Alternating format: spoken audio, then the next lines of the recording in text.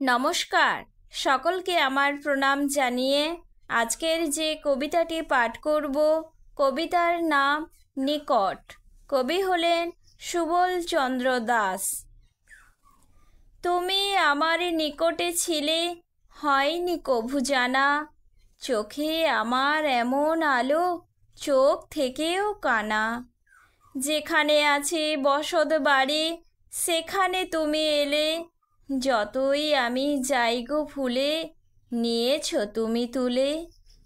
অভিভাবক হয়েছ তুমি, সরাও পথে কাঁটা, তোমার কাছে পারি না যেতে, সব দরজা আঁটা। কখন তুমি হাট বাজারে, কখন তুমি রেলে, বিপদে তুমি ঝাঁপিয়ে পড়ো, সকল বাধা ঠেলে। কখন তুমি চাষের মাঠে, নানা রকম খেলা, বুঝতে কিছু পারিনে আমি, গড়িয়ে গেছে বেলা।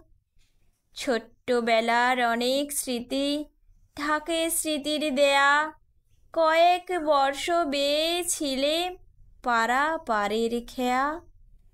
চাষের কাজে কল বসানো, মাটি খোঁড়ার কাজে, রইলে মিশে সমানভাবে বহু জনের মাঝে। আজকে আমি তোমায় চাই, নেপথ্যে সুখের আশা, সকল কর্মে প্রসাদ হলো তোমার ভালোবাসা।